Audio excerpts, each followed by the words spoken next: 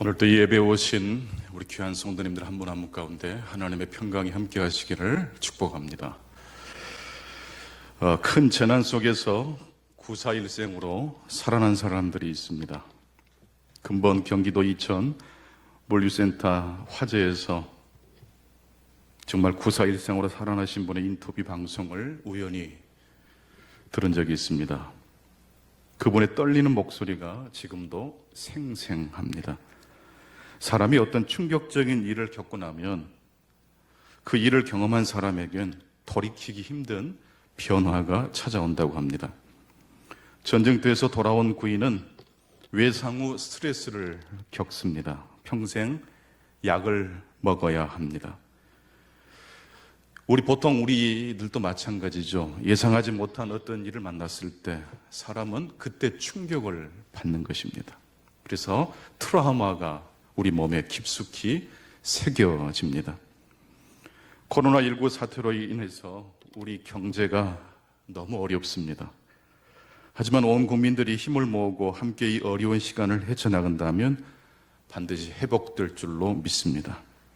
하지만 경제가 안정되고 우리 일상의 삶이 다시 회복된다고 할지라도 다시 옛날로 돌아갈 수 없게 된 것이 하나 있습니다.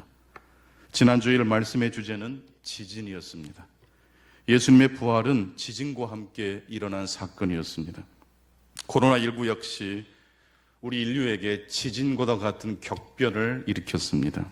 언제든지 느닷없이 통제불능의 사태가 찾아올 수 있다는 것을 우리는 이번 기회에 아주 몸으로 체감했습니다. 또한 이 코로나 사태는 또 한 가지를 우리에게 분명히 말합니다. 이런 일들이 앞으로 일어날 수 있다는 겁니까? 없다는 겁니까?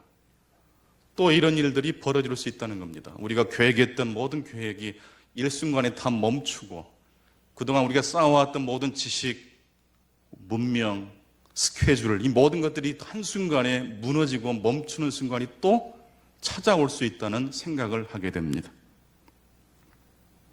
그동안 믿고 신뢰했던 것들이 결정적인 순간에는 힘이 되지 않는다는 것을 알았습니다.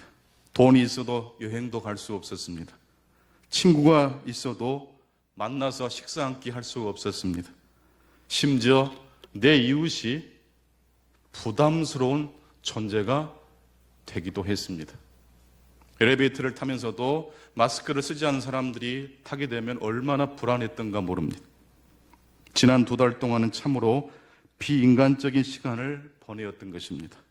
말이 사회적 거리두기지 이건 정말 너무 고통스러운 시간이었습니다. 그래서 오늘 이 시간이 정말 꿈만 같습니다.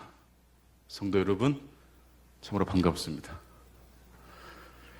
북유럽의 어떤 나라는 일상생활을 그대로 유지하면서 국민들 전체가 면역력을 높여서 코로나19를 이겨내자고 했습니다. 물론 실패로 끝났습니다. 선진국에서 왜 그와 같은 어리석은 결정을 내렸을까요? 몰라서 그랬을까요? 그렇지 않습니다. 인간의 본능적인 욕구, 친구를 만나고 같이 데이트를 하고 커피를 마시고 기차를 타고 여행을 가는 인간다움을 추구하는 사람의 그 본능을 억제하는 일이 그만큼 두렵고 힘든 일이었기 때문입니다. 그래서 우리 대한민국 국민이 저는 자랑스럽습니다. 인내하셨고 나보다 다른 사람을 배려한 마음으로 이 힘든 시기를 극복했기 때문입니다. 우리 충만교회 교우 여러분들 한 분 한 분이 너무 소중하고 감사합니다. 대면 예배를 드리지 못하는 그 시간 내내 얼마나 힘드셨습니까? 잘 참아주셨고 인내해 주셨습니다. 갑자기 들이닥친 코로나19 사태는 죽음의 보편성을 드러내 주었습니다. 사실 우리를 기다리고 있는 가장 확실한 미래는 무엇인지 아십니까? 그건 죽음입니다. 우리가 다 알고 있는 사실이지만 그동안 애써 외면했던 것일 뿐입니다. 그런데 이번 코로나 사태가 바로 그 엄중한 진실을 바라보게 했습니다. 사람은 죽습니다. 그것도 내가 원하지 않는 순간에 원하지 않는 이유 때문에도 죽을 수 있습니다. 세계에서 가장 부강한 나라인 미국에서 수많은 사람들이 죽어가고 있습니다. 정말로 큰 충격이 아닐 수 없습니다. 그 충격이 우리의 생각에 균열을 일으켰습니다. 아, 사람은 죽을 수 있구나. 아닙니다. 사람은 결국 죽는 것입니다. 심지어 선진국 국민들도 죽습니다. 통제불능의 사태 앞에서는 선진국의 막강한 힘도 무용지물입니다. 후진국 국민들이 죽을 때는 솔직히 나와 별 관계없는 뉴스점으로 생각했지만 선진국 국민들이 그것도 하루에 수천 명씩 죽어가는 모습을 보면서 우리의 생각에 지진이 일어날 수밖에 없었습니다. 그러면서 이번 일을 겪으면서 제 마음속에 한 가지 질문이 떠올랐습니다. 과연 내가 믿는 기독교는 무엇인가라는 질문입니다. 통제불능의 상태에서 기독교는 무슨 이야기를 해줄 수 있는지에 대한 질문이 떠올랐습니다. 단순히 이 종교는 우리의 삶의 액세서리처럼 없어도 되는 거지만 하나 끼워 넣으면 좋은 정도의 그런 정도의 역할인가, 아니면 본질적으로 결정적인 순간에 우리의 인생의 기초와 반석이 될 수 있는가 라는 질문을 던져보기 시작했습니다. 그러면서 기독교의 대답을, 기독교의 메시지를 생각하기 전에 무신론을 생각해 보았습니다. 큰일을 겪다 보면 사람들의 생각이 흔들리고 또 심지어 신앙이 흔들릴 수도 있습니다. 하지만 그럴수록 무신론이, 신을 등지는 것이 우리의 삶의 대답이 되는지를 꼼꼼히 살펴보아야 합니다. 두 가지 문제 앞에서 무신론은, 신이 없다라는 신앙인 무신론은 무기력합니다. 감사할 일이 생겼을 때입니다. 친구들하고 또 같이 파티도 하고 즐거운 시간을 보내고 난 다음 뭔가 허전해요. 하나 더 하고 싶은 마음이 생기는 거죠.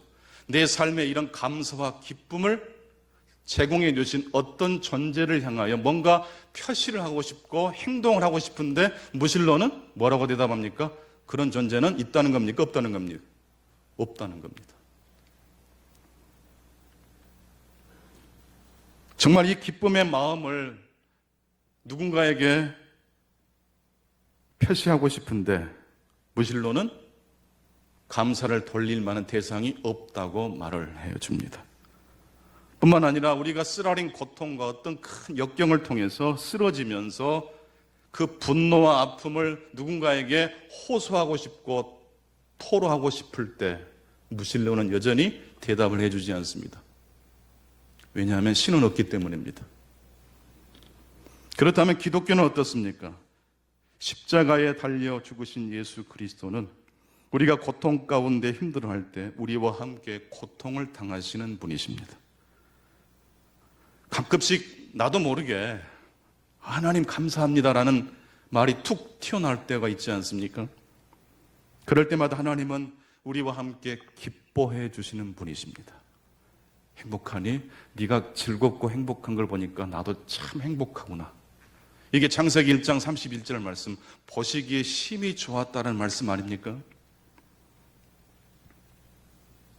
신이 없는 곳에는 도스토옙스키가 말을 했던 것처럼 모든 것이 허용될 뿐입니다. 우리의 반석이 되지 않는 이 세상에 별것도 아닌 것들이 우리의 삶에 들어온다는 이야기입니다. 어렵고 힘든 시기를 통과할수록 우리는 그래서 진지하게 질문을 던질 수 있어야 됩니다. 내가 의지할 대상이 있는가? 내가 기쁨과 감사의 순간에 그 영광을 돌려드릴 분이 있는가? 코로나19에 대한 기독교의 대답은 십자가와 부활입니다. 인생의 궁극적인 문제에 대한 기독교의 대답은 십자가와 부활입니다.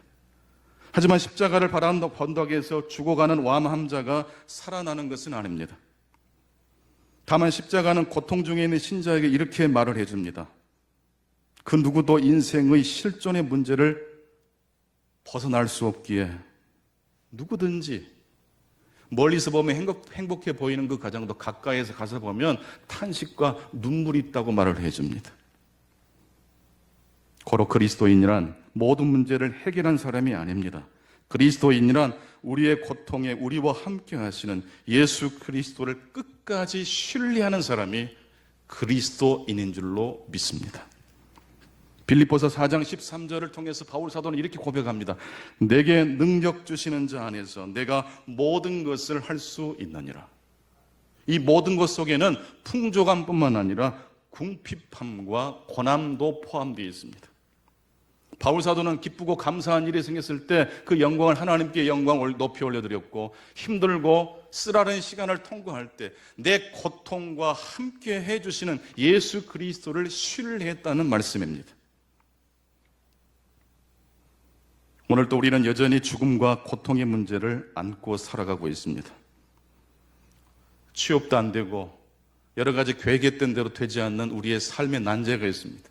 이 문제를 해결하고 나면 또 다른 문제가 터지기 마련입니다. 예수 믿는 사람이라고 해서 늘 기도 응답이 되는 것도 아닌 것 같습니다. 그 누구도 느닷없이 찾아오는 인생의 모순과 부조리를 비껴가지는 못합니다. 오히려 솔직히 말씀드려서 우리 인생을 기다리는 확실한 미래는 희망이 아니라 죽음입니다. 하지만 기독교는 그 죽음을 결코 홀로 외로이 쓸쓸히 맞이하는 죽음이 아니라 예수 그리스도께서 우리와 함께 하신다고 말씀하고 있습니다. 그리스도인도 고통을 겪는 것이고 죽음을 맞이하게 됩니다. 하지만 그렇다고 해서 그 말씀이 신자의 죽음이 곧 신자의 삶의 끝이라고 말하는 것은 아닙니다. 기독교의 마지막은 죽음이 아니고 부활이기 때문입니다. 신자의 마지막은 죽음이 아니고 부활입니다. 믿으십니까? 이것이 우리 인생들이 안고 있는 모든 문제에 대한 하나님의 해결책입니다. 전무후무한 격변을 경험한 한 사람이 있습니다. 오늘 여러분께 그분을 좀 소개해드리고 싶습니다. 그분은 삶과 죽음을 모두 경험한 뒤에 죽음과 죽은 자 중에서 다시 부활하신 분이십니다. 죽은 자 가운데서 다시 부활했기 때문에 그분은 진리의 일부분이 아닌 진리의 총체를 말씀해 주실 수 있습니다. 사실 이 사람 만나고 저 사람 만나도요, 그 살아오면서 쌓여진 그 지혜로운 이야기를 들을 수가 있습니다. 철학자들이 진리를 이야기하는 걸 들어보면요, 매료가 될 때가 있어요. 그런데 여러분, 인간의 지혜, 인간의 진리는요, 총체적 진리일까요? 진리의 한 부분일까요? 우리는 지금 이 자리에 있지만 이 자리가 아닌 곳에서 무슨 일이 벌어지는지는 솔직히 상상은 할 수 있어도 직접 볼 수는 없습니다. 내 자녀가 울고 무너지는 순간에도 같이 아파할 수는 있지만 그 아들 대신 내가 고통을 짊어질 수는 없습니다. 그래서 총체적 진리를 말씀하시는 예수 그리스도의 메시지에 귀를 기울일 수 있어야 합니다. 잃어버린 진실 한 조각이라는 한 동화 이야기입니다. 하늘로부터 어느 날 진리 한 조각이 떨어졌습니다. 높은 곳에서 떨어졌기 때문에 그 진리 조각이 두 동강에 났겠죠. 그 진리의 이 파편을 동물들이 맨 처음 발견한 다음, 진리의 조각인데 처음에는 다들 기뻐했지만 그 진리가 온전하지 않다는 걸 알고 다시 버려버렸습니다. 그런데 한 남자가 길을 가다가 그 진리의 조각을 발견하고 깜짝 놀랍니다. 와, 이게 바로 보물이지. 그 진리의 한 조각에는 이렇게 쓰여져 있었습니다. 당신은 소중합니다. 우리 같이 한번 따라서 해보실까요? 당신은 소중합니다. 얼마나 행복한 말입니까? 남자는 이 말을 읽고 그 조각에 새겨진 그 글씨를 매일매일 읽으면서 너무 행복했습니다. 그 행복이 너무 행복해서 주변 친구들에게, 지인들에게 자랑을 했답니다. 나 지금 진리를 가지고 있어. 하늘로부터 떨어진 진리인데 그 진리에 이렇게 쓰여져 있다고. 당신은 소중합니다. 나 요즘 너무 행복해. 그 이야기를 듣게 된 다른 친구들은 같이 기뻐하면서도 한편으로는 속으로 어떤 마음이 들어왔을까요? 되게 부럽다. 되게 잘났네. 그리고 그 마음이 점점 어떤 마음으로까지 변화됐을까요? 그 조각을 차지하고 싶은, 빼앗고 싶은 마음이 일어났던 것입니다. 그래서 싸움이 나오고 전쟁이 났답니다. 그 모습을 지켜보던 한 소녀가 더 이상 이 세상의 문제가 어렵게 돌아가는 것을 견딜 수 없어서 진리의 다른 조각을 찾기 위해서 길을 떠나고 마침내 그 다른 한편의 진리 조각을 발견합니다. 그리고 그 진리의 조각을 가지고 돌아왔던 것이죠. 그 진리의 한 조각을 다른 조각에 붙이니까 아구가 맞아요, 안 맞아요? 딱 들어맞아요. 그 다른 진리의 조각에는 뭐라고 쓰여져 있었을까요? 한번 따라서 해보실까요? 그들도 소중합니다. 그리고 그들도 소중합니다라는 이야기가 다른 조각에 쓰여져 있었다는 겁니다. 여러분 진리라고 해서 다 믿으시면 안 됩니다. 감동이 온다고 다 여러분의 인생을 맡기면 안 됩니다. 행복하다고 해서 그것이 나를 구원해 주지 않고 오히려 멸망의 길로 인도할 수도 있어요. 진리는 총체적 진리여야 합니다. 오직 죽음을 뚫고 부활하신, 삶과 죽음과 부활을 경험하신 예수 그리스도만이 진리의 총체를 말씀하실 수가 있습니다. 하나님을 경외한다는 것은 하나님의 말씀을 신뢰한다는 것입니다. 우리를 향하신 하나님의 말씀에 믿음으로 응답하는 것이 하나님을 영화롭게 하는 것입니다. 하나님은 우리 인생의 근원적 문제에 대한 대답으로 예수 그리스도를 이 땅에 보내주셨고, 그분은 진리의 한 조각이 아니라 진리의 총체적 이야기를 우리에게 해주십니다. 예수님은 우리의 죄를 끌어안고 십자가에 달려 죽으시고 3일 만에 부활하셨습니다. 이것이 기독교의 대답입니다. 예수님의 부활은 격변을 일으켰습니다. 지진을 일으켰습니다. 특히 십자가에 대한 세상의 통념을 뒤집었습니다. 십자가는 수치와 패배입니다.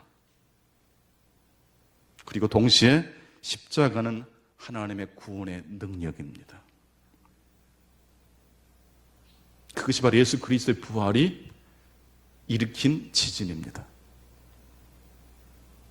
일이 잘 풀리지 않아도 항상 고생하면서 끙끙대는 그 인생 가운데도 하나님은 함께 하실 수 있습니다. 이게 부활의 복음입니다. 또한 예수님의 부활은 오늘 우리의 삶을 새롭게 바라보게 하십니다. 오늘 신약의 본문 마태복음 28장 5절과 6절 한번 같이 읽어보실까요? 마태복음 28장 5절과 6절입니다. 시작. 천사가 여자들에게 말하여 이르되 너희는 무서워하지 말라. 십자가에 못 박히신 예수를 너희가 찾는 줄을 내가 아노라. 그가 여기 계시지 않고 그가 말씀하시던 대로 살아나셨느니라. 와서 그가 누우셨던 곳을 보라. 여인들은 예수님의 부활을 증거하기 위해서 예수님의 무덤가로 간 게 아니에요. 예수의 죽으심을, 그래서 그 몸에 향유를 바르기 위해서 한 거예요. 절망 가운데 간 거예요. 소망이 없는 가운데 간 거예요. 근데 그 자리에서 기적이 일어난 겁니다. 그가 여기 계시지 않고 그가 말씀하신 대로 살아나셨느니라. 7절, 8절입니다. 또 빨리 가서 그의 제자들에게 이르되 그가 죽은 자 가운데서 살아나셨고 너희보다 먼저 갈릴리로 가시나니 거기서 너희가 배우리라 하라. 보라, 내가 너희에게 일렀느니라 하거늘. 그 여자들이 무서움과 큰 기쁨으로 빨리 무덤을 떠나 제자들에게 알리려고 다름질할세. 천사가 여인에게 말을 해줍니다.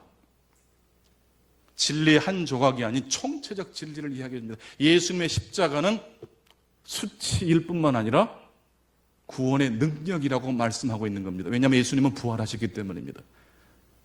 여러분, 우리 인생이 해피엔딩이 되면 지난날 우리의 어렵고 힘든 삶은 부끄러운 것이 됩니까? 자랑스러운 스토리가 됩니까? 마찬가지입니다. 예수의 부활은 사람이 죽었다가 살아났다, 바로 거기에 포인트가 있는 것이 아니에요. 그동안 예수님이 말씀하셨던 그 모든 이야기가 허구가 아니고 진짜라는 걸 증명하는 거예요.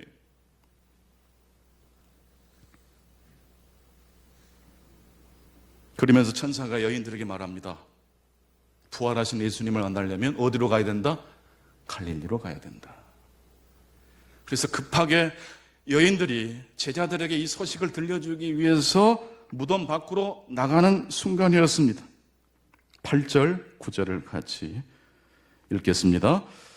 그 여자들이 무서움과 큰 기쁨으로 빨리 무덤을 떠나 제자들에게 알리려고 다름질할새 예수께서 그들을 만나 이르시되 평안하냐 하시거늘 여자들이 나아가 그 발을 붙잡고 경배하니. 부활하신 예수님께서 이 여인들에게 두 가지 말씀을 하셨는데 그 첫 번째가 평안이었습니다. 여러분, 평안은 다른 말로 하면 만족입니다. 이 만족이 없으면 불안해지는 거예요. 이번 코로나 사태 때도 우리 국민들이 얼마나 불안했습니까? 그 불안을 잠재우는 건 뭐였습니까? 사실을 이야기해 주면 됩니다.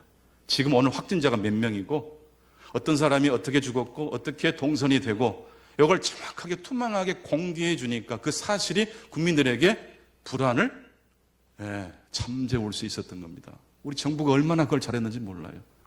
이걸 자꾸 숨기고 어디 연구소에서 그냥 이 바이러스가 그냥 나와가지고 이 가짜뉴스 음모론을 자꾸 이야기하면요, 이 불안에 도움이 됩니까? 안 됩니까? 도움이 되지 않습니다. 예수님께서 여인들에게 말씀하십니다. 평안할지어다. 오늘 우리들에게도 말씀하십니다. 평안할지어다. 예수님이 계신 그 자리에 평화가 있습니다. 바이러스가 창궐하는 순간에도 예수 그리스도는 우리와 함께 하십니다. 백신이 개발된 뒤에도 또 다른 문제가 찾아올 것이지만 우리는 두려워하지 않습니다. 주님이 우리의 평안이 되시기 때문입니다. 내 주를 가까이 하게 함은 십자가 짐 같은 고생이라.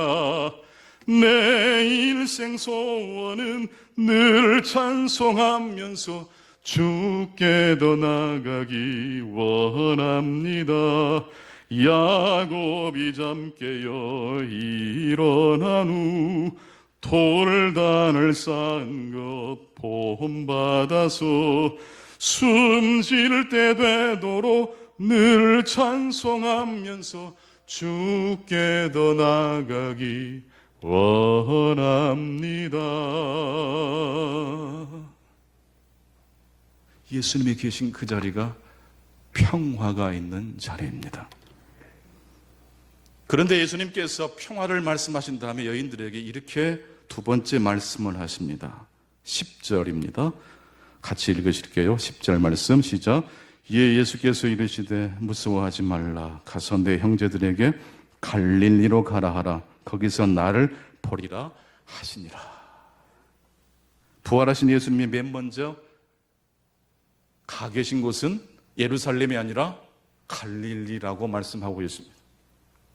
부활하신 예수님은 예루살렘 성전이 있는 예루살렘으로 가지 않고 이스라엘에서 가장 북쪽 끝 변방, 사람들이 잘 가지 않는 곳, 이방 사람들이 섞여 있는 그곳, 문제가 많고 사고도 많이 일어나는 바로 그 갈릴리로 먼저 가시겠다고 말씀하십니다. 따지고 보면 굳이 이 말씀을 하지 않아도 베드로, 요한, 야고보, 예수님의 제자들은 어디로 가려고 했을까요?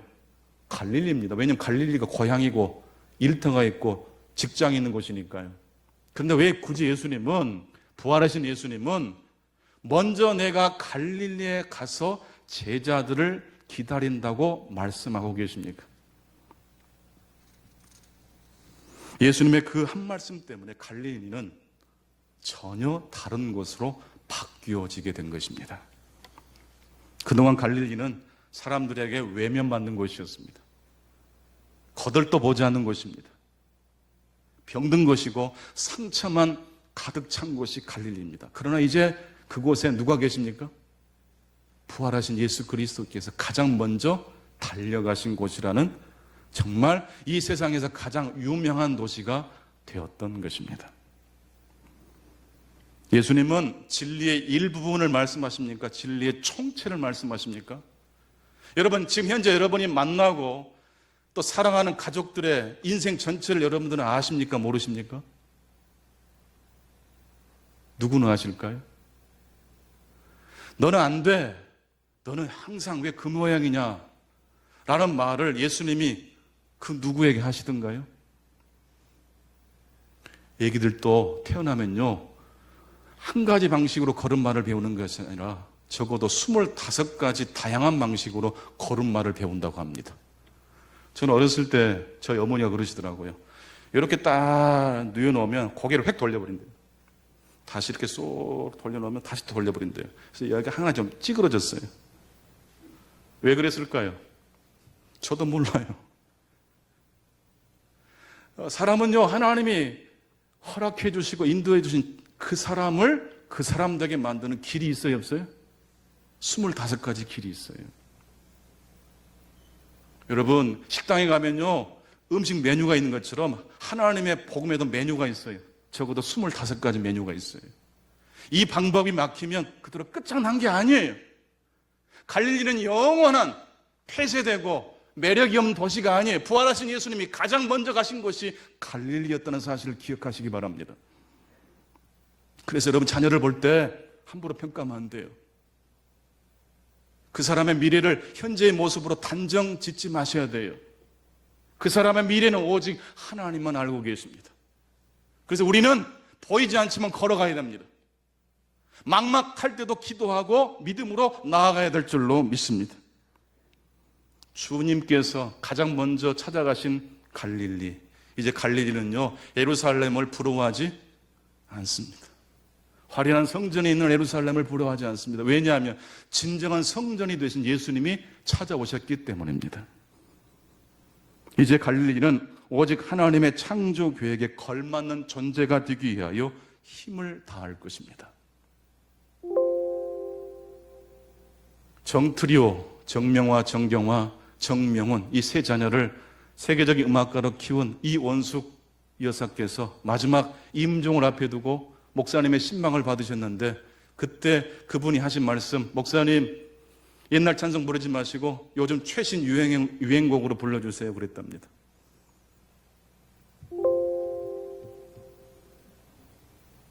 그분은 마지막까지 최선을 다하시는 거예요. 마지막까지 하나님이 주신 빛을 믿음으로 응답하신 줄로 믿습니다. 우리 그렇게 한번 살아봤으면 좋겠습니다. 부활의 신앙은 영원히 늙지 않은 신앙이에요. 영원한 청춘입니다. 오늘 내게 주어진 일상이란 작은 삶 속에서 최선을 다하여 하나님께 영광을 돌리실 수 있기 바랍니다. 전도서 기자는요, 인생 전체는 통제할 수 없지만 하루는 통제할 수 있다고 그랬어요. 먹고 마시고 사람들을 만나 사랑하는 일만큼은 할 수 있다고 그랬어요. 큰 돈 아니어도 작은 구제, 내 떡을 물 위에 던져라 라고 말씀합니다. 그러면 그 축복이 그 사람에게 갔다가 누구에게 와요? 나에게 와요. 여러분, 하나님의 이 놀라운 이 총체적 진리를 깨닫는 우리들은 여전히 고통이 있고 죽음이 있고 고난이 있지만 그 고통의 끝까지 우리와 함께 하신 그리스도를 신뢰하며 나아가야 될 줄로 믿습니다. 그리고 죽음을 맞이하지만 그 죽음이 끝이 아니라 부활의 하나님을 만나게 된다라는 우리 인생의 최종 목적지를 향해서 그 믿음의 경주를 계속해서 다하시는 저와 여러분 되시기를 축원합니다. 기도하겠습니다. 주님 감사합니다. 오늘은 특별히 어린이 주일입니다. 우리가 무엇이간데 이렇게 귀한 선물들을 주셨습니까? 최선을 다했다고 하지만 돌이켜보면 부족한 이야기들이 많이 생각납니다. 지금도 늦지 않았습니다.